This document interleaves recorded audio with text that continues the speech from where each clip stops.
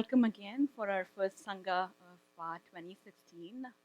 As Lakshmi ji said, this is one exciting topic and a very important topic that you don't see normally discussed in our circle or even in settings like this. So I really want to take a moment to thank Vedika Global and our Acharya Shunya ji to have brought this as a specific topic. Especially some of you may have exposure to Ayurveda and Eastern spirituality, which is a sister science of Ayurveda. There are a lot of misconceptions out there, all the way from recommendation of total abstinence to all kind of exotic sexual practices. And as you saw from Vimalaji's section, Ayurveda takes a very objective, balanced, medical, scientific approach to sexuality. So I hope that you walk, if at all you had any misconception, you walk away with that it's a very balanced approach. The next few slides, I'm going to be covering some basic practical tips that you can take away and start incorporating. I saw a lot of new people for Vedika Global, but how many of you are totally new to Ayurveda? Good. So most of you have some basic Vata, Pitta, Kapha introduction to those concepts. Okay, that's good. So I'll try my best to not use a lot of jargons in Sanskrit terms, but if the coordinators can keep me honest in case I tend to deviate over. So what I want to do,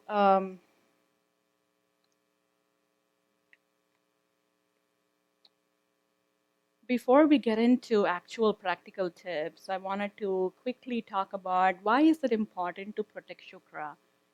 And I think I can use the word Shukra because Vimalaji just covered what that means and all that, right? This is a summary. Many of it is summary of what Vimalaji covered, but you can keep this as a context as we move through some of the practical tips. Ayurveda, again, as I said, takes a balanced approach to one's overall health, right? And it says there are three main pillars that enhances or that contributes to one's good health, and that is diet, which we call ahar for those of you who know the Ayurvedic term, sleep, which is nidra, and regulated sex, which is what brahmacharya is all about. So as you can see, as the title of this session even says, it's more than just the act.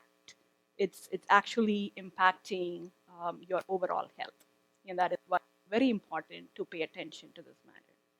And again, Vimalaji covered the stages, the seven tissues, and how proper nutrition kind of helps the enhancements of the build out of the seven tissues. So Shukra being the seventh and the final tissue, you're having to pass through the nutrition that you take via your food has to pass through the previous six tissues, nourish them first and then to Shukra. So it's actually a tough act if that way. So you have to have more balanced in nutrition food so it can actually pass through all of the six tissues and reach the seventh and the final tissue of Shukra. And so you also, and once you have that, you also want to make sure that you don't lose unnecessarily. I mean, again, it is inevitable as you age, it is inevitable that you are going to lose some Shukra, but you don't want to indulge in some of the contra and lose unnecessarily. And then if you don't pay attention, the disturbances of Shukra can cause things like, again, talking about Bill Clinton and the vitality and the inner beauty, radiance and all that, you are going to be affected there. It can also lead to impotency, problems within the more in women, conception and miscarriages and so on. And in advanced cases, it may even cause issues with your progeny. This is not to scare you, but just to stress the importance of Shukra and why you need to protect it.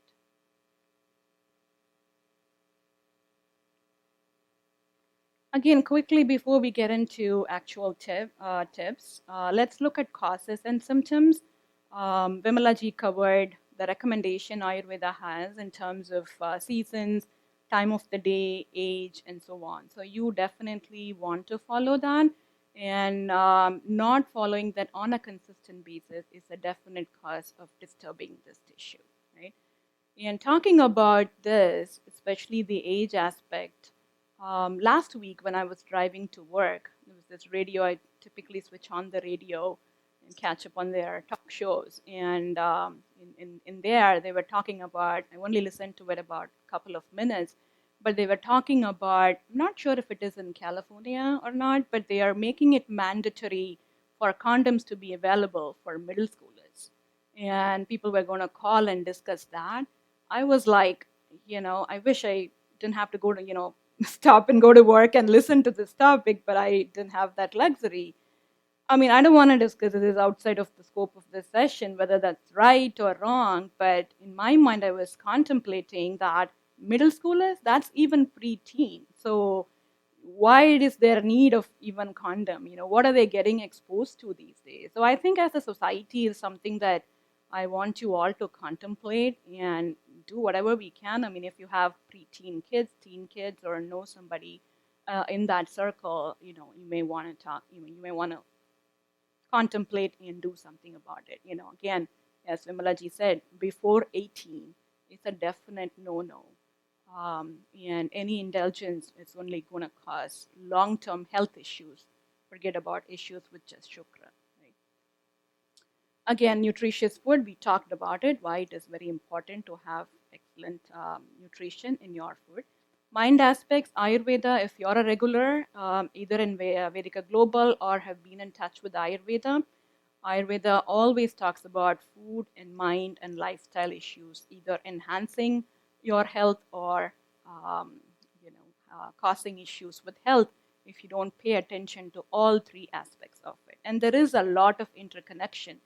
What you eat causes your mind to be either calm or otherwise, and so on and so forth. And if you have an unstable mind, that causes issues with lifestyle. So it's all three aspects are very interconnected. So how can you say that you potentially may have Shukra disturbances? Weakness, tiredness. Again, these are some of the symptoms. I'm not saying that if you find some of these, then it's necessarily Shukra, because weakness and tiredness is a general symptom for many of the diseases. But it might be helpful to pay attention, especially if you see one or more of these symptoms. Especially if you see weakness, tiredness in combination with decreased sex drive or any other sex-related issue, then it might be potentially pointing to Shukra Dhatu disturbances. So you may want to get it checked out, right? Talked about enthusiasm, creativity. That's a definite byproduct of having excellent Shukra. Dryness of mouth, people may not relate this to Shukra, but there is a connection. You will have to come to our academic study to understand why. But if you have that, especially in combination with some of the other, you may want to think about potential connections. Anemia, likewise, has a direct connection to this. And some of the obvious signs would be lack of, drive and so on and so forth. Okay, so we're going to talk about some food aspects. What is do's and don't do's when it comes to food. Again, whenever we talk about food, we have a long list of recommendations and not do's. But in the time that we have, we will only be able to cover some important items. So I've chosen some common food items or some common don'ts that we indulge in. But if you think you or somebody need additional in-depth help in this regard, you're welcome to check out our clinic, where we check you out, but from your basic dosha imbalance, as well as give you very specific and detailed recommendations around what to eat and what not to eat.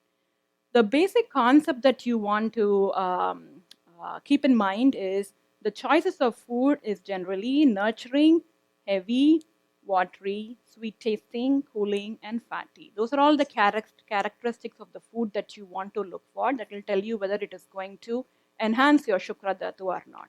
Those of you Ayurveda foods, actually kapha friendly foods, right? However, the thing to keep in mind is this is not giving you free will to just go indulge in all this kind of French fries and loads of French fries. They said fatty foods, and that's not what it is doing.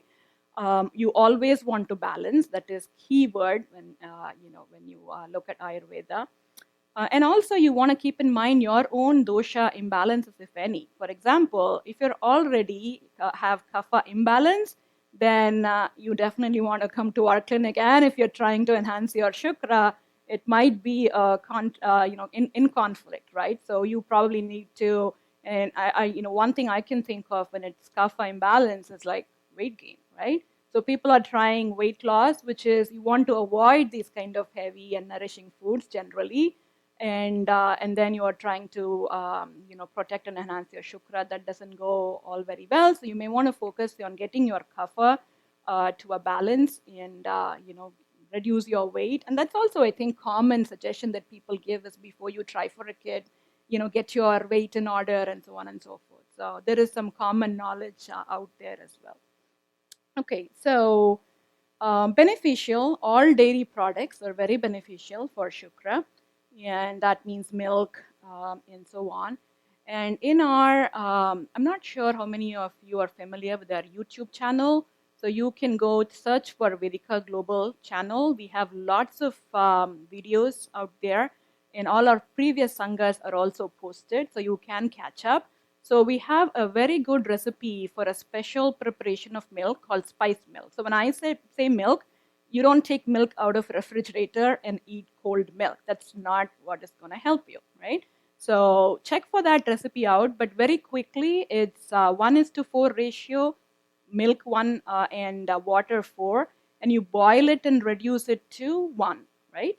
And then you put some beneficial spices. For shukra purposes, again, spiced milk is very helpful for a variety of conditions, but for shukra enhancement purposes, cardamom and saffron are the two spices that are very beneficial. So you can put it as the milk boils, and you want to add a tablespoon of sugar. We will review sugar in a second here. So that is your quick recipe, but there are detailed videos out there. When I say all dairy, cheese and margarine, it's generally not considered beneficial in any ways in our Ayurveda. So again, this is not your free will to go eat pizza and call it you're enhancing your shukra. Doesn't work that way. Okay, ghee, I want to make a special call out for ghee, especially as a cooking medium. I believe, Lakshmi, we also have a video of ghee posted in our channel, how to make ghee, or it is also available in our, am I saying it right, in our store here? Okay. Okay, so you may want to check out when you come next to Vedika, or it's available in general Indian store and health food store these days. So that is also very good. You may want to replace your oil as a cooking medium with ghee as the cooking medium. And then in terms of lentils and grains, rice, wheat, and black gram. For those of you who want to go to Indian store and ask for it, it's called urad dal. And these three are sweet. It has sweet taste, and that is why it is shukra enhancing. And then sweetness, all kind of, how many of you are familiar with sugarcane? So direct sugarcane juice is very good, but it's, in my experience, it's not very easily available in stores, but any of the derivatives, it's also equally good. If I can have maybe somebody pass that. I have, if you don't know what rock candy and jaggery are, so the white crystals that you will get to see and taste, feel free to take a spoon and taste it. So that's called rock candy. And then the sort of a yellowish thing is called jaggery. And both of that is available definitely in Indian store, but it may be available in other stores as well, Rainbow and all that. So those are definitely very beneficial. And Gayathri, Vidya yes. is also going to bring out a sample of urad dal for people who might not know what that is. Yeah, awesome. Okay. So that is getting passed along, but we will go. And then and talk about sweetness, I have it as in the avoid. Again, this does not give you free will for loading up on sugar. It's definitely avoid refined white sugar, right? The cane sugar, organic cane sugar is the best form, and in moderation, even when you're trying to enhance sugar in moderation. What this says is don't lead a sugar-free lifestyle, right? That is not going to help you enhance your sugar. Feel free to add in moderation. And artificial sweetness, I think there's enough of articles, even in the Western industry these days, as to all the pitfalls of artificial sweetness. So I just wanted to bring it up. It's not artificial sweetness is not sugar, and hence it is not sugar enhancing. In terms of fruits, again, most fruits are good, but you want to eat it in its sweet form, not when it's sour. Let it ripe, especially mangoes, figs, bananas. All in ripe form is good, not in the unripe form. Vegetables, garlic and onion. Now, for garlic and onion, if you eat it raw, it is not sugar enhancing. It might actually have counter effect, but cooking in ghee actually gives you the sugar enhancing qualities. Eggplant, beetroot, sweet potatoes, or others. We have an exhaustive, as I mentioned, exhaustive list of foods. But this is just a sample, something that you're very familiar with, that you can start having from tomorrow. If you're going to be using up the remaining leftover, and what Vimlaji said, hurry up, your season to indulge is getting over soon. Spices, cardamom, cloves, cumin seeds, those are three that will kind of clear the channels, the tissues that we were talking about, so the nutrients can travel to the 7 tissues. And turmeric, again, it's being clouted as the next big superfood these days. You see turmeric in tablet form. No, please don't do it. Buy organic turmeric root or powder, and that is good for general clearing of toxins as well, and that is definitely will help getting the toxins out of shukra tissues. And then saffron is an aphrodisiac, if you've not heard it again. So definitely add it to the spiced milk recipe that I was talking about. That would be beneficial. In terms of meats, you have goat, chicken, grass carp, a type of fish, and crab. Crab is considered especially aphrodisiac. Um, and then most dried fruits and nuts are also good for shukra. And then, so while we say sweet is shukra enhancing, all the other taste, you don't want to ever avoid the rest of the taste. You cannot also in your diet, but balance, eat in moderation rest of the taste. And then again, we talked about artificial sweetness. One thing that I don't have here is honey. In honey, a lot of people may consider honey as shukra enhancing, but it is actually not. It is anti-kapha. So, and for that reason, it will not help you enhance shukra. And those of you, I see some Indian faces here who follow Bollywood industry. I mean, there's a lot of connection to honey and sexual aspects, but it's actually misguided. Honey has no correlation to sexual enhancement in any way. Calling your partner honey might help, but but having a teaspoon of honey will not. So keep that in mind. Okay, lifestyle. So I have some points in here, and some of it is again referring to food aspects, but keep in mind that food has or should become a part of our lifestyle. That is why even in lifestyle, I have some topics covered in food. Again, when you indulge in it, within 30 minutes of the intercourse, if you drink warmed co-milk, especially with adding a teaspoon of sugar, that will really help the replenish the lost tissue. What is happening is at that point the body is depleted with the shukra, and it is actually looking for something that will help it, restore. And this is the stage when you have it. Actually, it will either bypass or fasten the process of 7 layer of digestion. It will actually go straight to shukra enhancement. So this is a time that you definitely want to, have that spiced milk recipe that I was talking about. And in the days following, especially, overall on ongoing basis, you want to eat a balanced, nutritious food, but it is very specifically important that in the days following that you eat nutritious food that I covered in the previous section. the Bollywood industry got one thing right, which is moonlight, moon, right? When, especially when they talk about, romance and sex, they typically show honey and moon, I guess honeymoon, but honey is not, but moon is very supportive of Shukra. So in summer, if you cannot totally avoid indulging, at least you want to do a moonwalk, right? It will help in many different ways. Have a moonwalk with your partner, and that way you will get the cooling energy of the moon, and that will help you a little bit. Wine is actually in regulated doses, in specific wines, not all wines, is actually considered Shukra enhancing. And again, the lifestyle issue of going to bed by 10 p.m. will definitely help. In terms of avoiding, I think this is general concept that we cover in many of the health aspects, right? Say no to dried, packaged foods, processed food, chemicals, either in the form of food or even in your atmosphere. A lot of chemicals in your cleaning products and so on and so forth is also, there are a lot of articles these days about how that is causing maybe birth defects and so on and so forth. So there is a direct connection of chemicals with Shukra, right?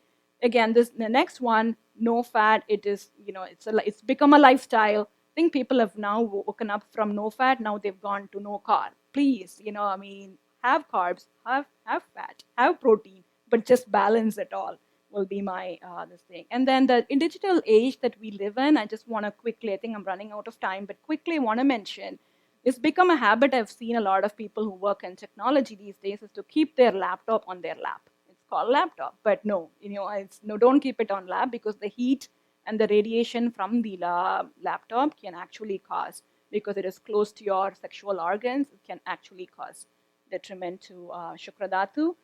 Likewise, I bought a car last year, and I was very happy to, find that car seat warmer. Wow, it's so good, especially in this cold nights. But when I learned that it is actually not helping you, I stopped using it. So just cover yourself with nice jackets and so on. Stop using the car warmers if you have a habit of doing so. Right? Vimalaji spoke about excessive physical activity, and then again, it's common sense. Alcohol, caffeine, and recreational drugs are definitely a no-no. Again, if I can take just a minute, we talked about a little bit more than food, or as well as, or I shouldn't say more than food. In addition to food aspects, pay attention to your mind aspects as well. The stressful life that we lead today definitely is causing damage to, causing a lot of health issues, and definitely issues related to Shukra. And if you are, in unavoidable stressful situations, think about incorporating periods of rest and rejuvenation in your lifestyle. And again, manage negative emotions like grief and anger, or worries and so on and so forth. That is not helping you much either. So again, it is a vast topic. I thought I would cover some basic tips that you can take away and start incorporating. Hopefully that was beneficial to you all. Thank you.